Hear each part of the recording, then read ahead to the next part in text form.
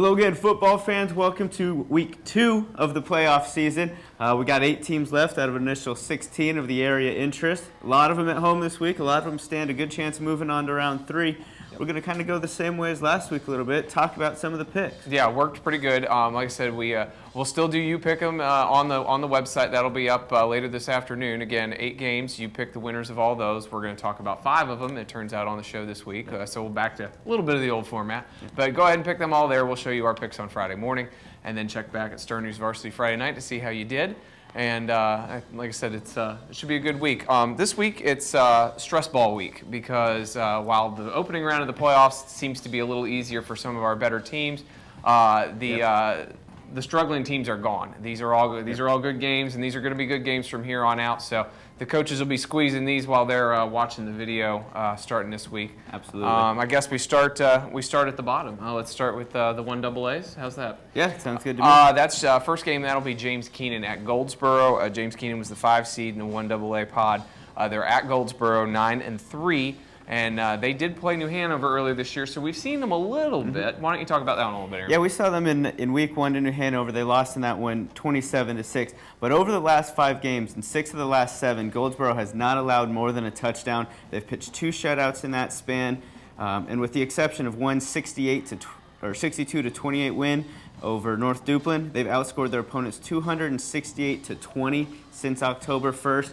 They're at home in this one. Keenan might be a little outmatched. I like Goldsboro to win this one just based on their sheer dominance over the final stretch of the season. They've played really, really well at home. The thing is their conference was a little bit weaker than James Keenan to this point, so you would expect those scores to be high, but I don't know if you expect them to be that high. That's pretty inflated. That said, James Keenan's on a roll, though. I mean, again, they did what they needed to do last week and beat Union to avenge a loss. So Tigers have to feel good at least going into that game. They think they got at least a chance to win. They put up points. They give up points.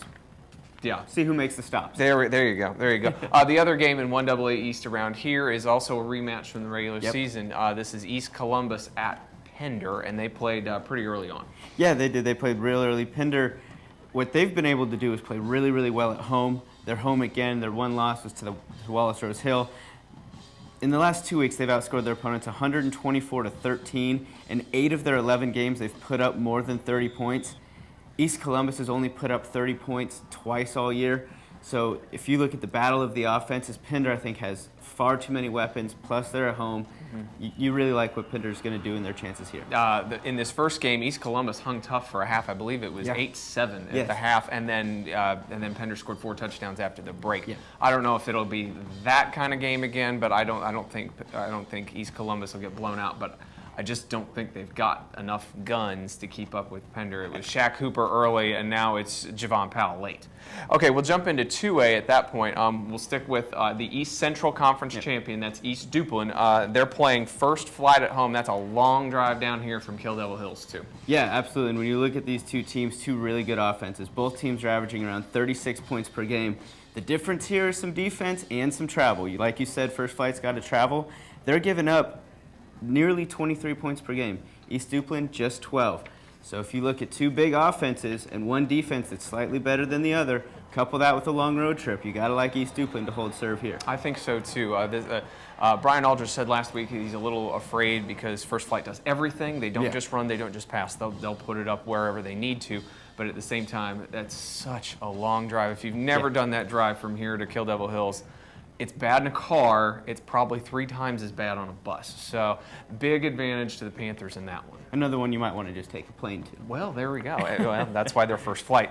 The other game around here in 2A, that's a Waccamaw Conference rematch. Champion South Columbus now 11-0 after last week's another beatdown from the Stallions.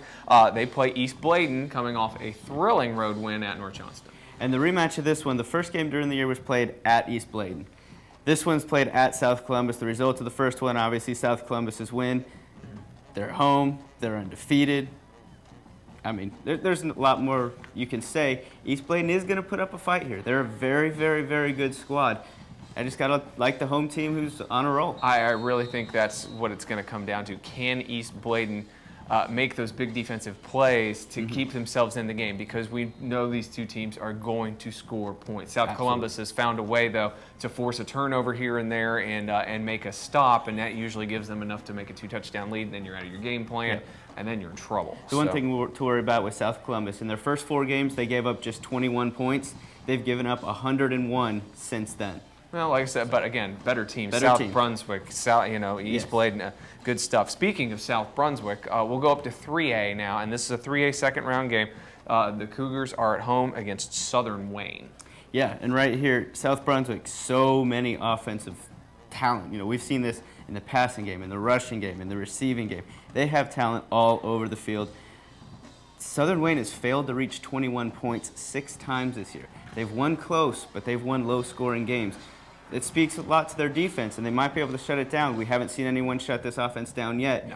And South Brunswick has put up 21 points in all but 1 game. So yeah, exactly. They will get their points. The question is, can you keep up? Yes.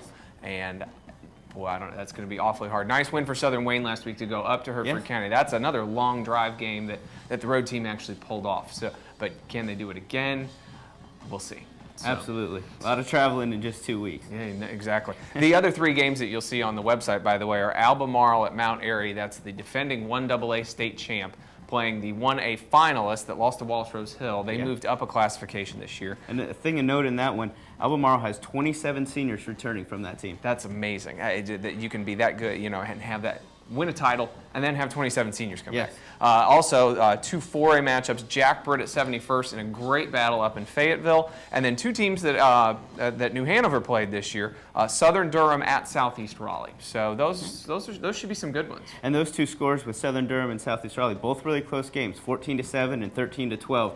So you figure those 2 teams, if they matched up against New Hanover, relatively equal, that could be a really good one. I think so. I think so, too. Let's jump to the schedule. Absolutely. Like we said in the 3A, Southern Wayne at South Brunswick right there. It's a 7-3. Southern Wayne got through that first round, like you said, on the road. First flight at East Duplin in the 2A. Also in the 2A, East Bladen at South Columbus. In the 1AA, James Keenan at Goldsboro, like we talked about a little bit. East Columbus will be at Pender. And then the big 1A game, North Duplin at Wallace Rose Hill. Title defense, they're still rolling. Like I said, Chuck Carey talked a little bit with North Duplin coach Hugh Martin and Wallace Rose Hill coach Joey Price. This will be the first time that these 2 schools have played each other since 1983, I believe he said. So long time for 2 county rivals to take a break. Joey Price says that this is going to be a playoff atmosphere just because of the rivalry thing involved, and he hopes that his team responds as well as they have with all their other rivalry games this year. Well, it should be a good one. We're gonna get to a bunch of them. We've got 8 teams left. The way we figure it, there's a pretty good chance a good 5 might still be here next week. Oh yeah, like I said, we'll have a full show next week too. That's not going to be the problem, I don't think. Absolutely. Well, you're already on the website, so keep checking out what we have right here, right now. Come back on Friday night. We'll give you all the highlights and check back what we have then. Then be sure to come back again next week because we're going to be rolling throughout the playoffs. Round 3, here we come. Check it out, guys.